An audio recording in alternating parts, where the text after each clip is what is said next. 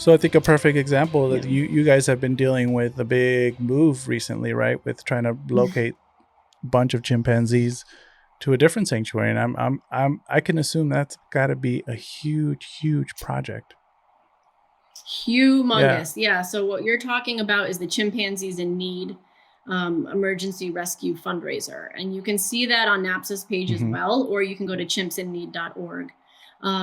What we're responding to is the 2019 sudden closure of a non-NAPSA member wildlife refuge outside of Los Angeles called Wildlife Way Station. And at the time that they shut because they quite simply were not able to continue caring for their large population of animals, they had over 480 animals living there. And that's exotic species, domestic, everything from horses to chimpanzees to tigers. So the California Department of Fish and Wildlife had to step in immediately to ensure the ongoing care of these animals and to start facilitating placement. NAPSA got involved because though the state did fantastic at getting so many of these animals out quickly, I mean, it's really a miracle. But there were, at the time that they closed, there were 42 chimpanzees at the way station. And chimpanzee sanctuaries in this country were at capacity. There's no better way to put it. Even the zoos were at capacity. And there was physically nowhere for these chimps to go. And I think the state didn't understand that right away because they don't know. This isn't what they normally deal with. Sure. And when NAPSA explained that to them and explained what would be needed, and what is needed is for the sanctuaries that are accredited and reputable to expand physically and build new enclosures for these animals. So we stepped in to lead the fundraising effort. Again, this was not a NAPSA member sanctuary that collapsed, but we were the ones who could help. So many of our member sanctuaries are the ones taking these chimpanzees. We've since rehomed 15 of them successfully. And there's one passed away of natural causes. There's 26 there right now.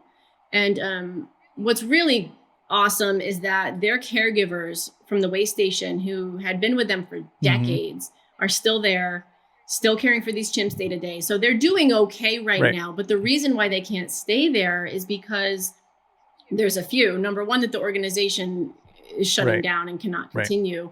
But also because the area is very prone to wildfires and doesn't even have a sufficient water source. So all water has to be trucked in.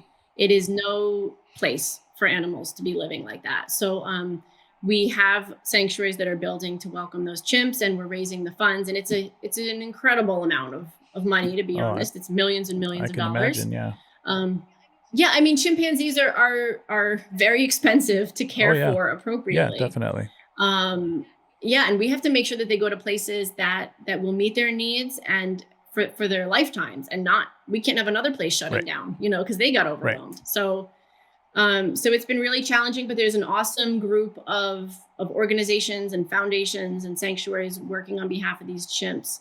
So we've had some real successes lately. Just last month, it was World Chimpanzee Day on July 14th, and NAPSA is a founder of that day. So that's a proud day for me. So, but on that day, we released a short film from director Sean Munson, starring Joaquin Phoenix and Rooney Mara, all about the way station chimps and the need. And so we're so grateful to have their involvement. Yeah, absolutely. So that we can reach more people. Because sort of like Monkey Rodeos, when you explain the situation and the need, everyone gets it. They're like, oh gosh, they can't stay there. And just like monkeys bred for entertainment, these chimps are here because of us. And I've said all along, like, they're there because of us. They were mostly from laboratory research, a few are from entertainment. Some are from more than one industry because they floated around. And they're here because of us. And now they're stuck because of us. And we need to get them out. It's very simple. And it's at the same time, it's terrifying because the scope of it is so big, and NAPSA's never done anything like this, but we've got great support. So we're plugging along and getting them out. And I think, we're looking forward to the next group of 7 chimps to leave this fall. 7 chimps. So, wow. Yeah. 7 going to Center for Great Apes in Florida, which is a fantastic NAPSA member sanctuary. And then just in June, we saw 6 leave to go to Chimpanzee Sanctuary Northwest in Okay. Washington. Yeah, I know them. Gorgeous place. Yeah. So, and they had already taken 3. Oh, that's great. Previously. So they have 9 way station chimps now. That's awesome. Yeah. They're growing fast. I've been out to the Center for Great Apes before. It's place is amazing. It is. It's magical, it's like Jurassic Park. It's you walk in there and it's just like, wow. Yeah. It's a great place. They're going to go to a very wonderful place. So I know. And that's the only sanctuary that cares for orangutans too. There is no other orangutan sanctuary in this country. Yeah, you're right. So you're absolutely right. Yeah. So, I mean, it's just cool for that reason too, because when do you get to see these gorgeous creatures anywhere else? You know, right. It's other than a zoo. It's just a very different type of setting. Yeah. Patty Reagan has done an amazing job out there. Yeah, absolutely. And then we're going to have more chimps going to Chimp Haven. That's a NAPSA member sanctuary in Louisiana. Yeah. And so we're thinking maybe early 2022, they'll get 11 chimps. And so we're just, we just have to keep going because they can't stay where they are. They've got to go somewhere. And we're so grateful that these trusted sanctuaries can help out. That's great. Yeah. And I know the place perfectly. That was kind of the whole place that kind of started this whole Furthest from the Wild venture of mine. And I went to go volunteer there. And those chimps were the ones that kind of impacted me. And I saw them there. I had never seen chimps in captivity, not like that. Zoos are different, but not in that sense, especially in that place. And that kind of impacted me a lot. And so it's, definitely a very interesting story. I want to keep following it and see how, what happens to all those chimps. I know it's a huge project, and like you said, it takes time and millions of dollars because these cages are not cheap and they take time to build, and you need land.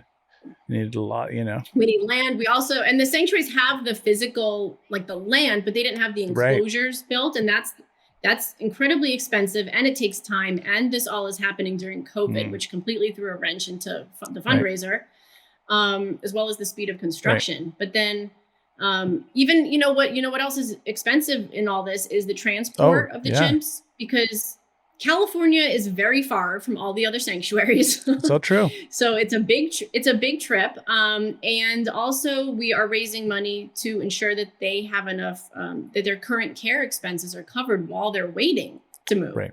So far, California Department of Fish and Wildlife and the way station itself have been able to cover the care expenses of the chimps. And that includes everything from like their food and enrichment to water, to caregiver salaries, to security, all of it. It's a lot. So thankfully they've been able to cover that so far, but we're always worried about that funding drying up. If the state budget changes, if something happens, we need to, that's one reason why we need to move these chimps as quickly as possible. Absolutely. Because they're not in a stable home right now. Absolutely. No, you're right. And like says, since I could remember, every other year they're being evacuated just because of the fires that are going on there. And, it's about 30, 45 minutes away from where I live. And, I used to live around that area too, and I would get evacuated as well. So there's constantly being fires there because it's almost on a hill and some kind of dirt road, and it's kind of remote from the side of the freeway, but close enough still from the city, but still just getting the people out there to go and put out the fires is it's really hard because of the roads. Yeah. But it's pretty terrifying. Yeah. But luckily, the state has really ramped up the evacuation prep procedures. And so now that there's fewer chimps, they have all the materials they need. They've been practicing. Good. Knock on wood, they're not going to need it. But it's still it's less frightening than years past, for sure. Right. But at the same time, we got to get those chimps out because they can't stay. Definitely. So, we've got a lot to focus on, but Monkey Rodeos will still be a priority for sure. Definitely. Because in my mind, it's an easy victory. It's something we should be able to end soon. And like you mentioned before, there's only a few culprits out there that are doing it. So if we put them out of business, then I don't see a new business, starting up soon with this. It doesn't seem, like you said, lucrative or even, that feels like something that's been passed on from generation or from families. It's just not like, some random person nowadays or 20, 30 or 40-year-old is going to all of a sudden think, hey, I'm going to start a Monkey Rodeos. I think it's kind of an old school mentality that's kind of dying out. So It is. It's a dying industry. Yeah, I think it's just, let's put these, these few people out of business, like you mentioned, as soon as, if anybody finds out, or any, those people that go out to some of these, minor ball games or these fairs, call the organizations and, place your concern. I'm sure if we get enough people out there, they'll stop. They do. It'll hurt that big organization more by having less people show up, than just having that, monkey rodeo and then having them pay what? I can't imagine them paying them more than a few $1,000s for the day. It's like, do you want the bad publicity, or do you want, a few of your guests entertained? So yeah, well, and anytime it's in the media, we're so grateful because it helps us reach that many more people and spread the right message. So that's why I'm so glad you have us, and I'm, today, and I'm glad that we were able to have some, newspaper articles in the past and videos and that kind of thing, because it just shows that this truly is a dying industry, and it's logical that we need to let it go. Absolutely.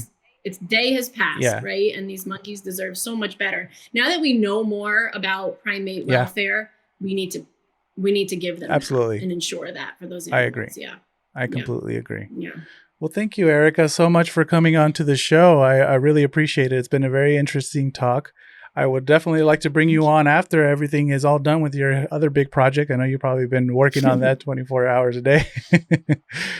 I very much look forward to the day that is tied up with Mo. But I'd be happy to come back anytime and talk. We'd love to talk about how everything went and then the future of NAPSA. What other future projects you guys will be working on, so that we can continue, educating our public.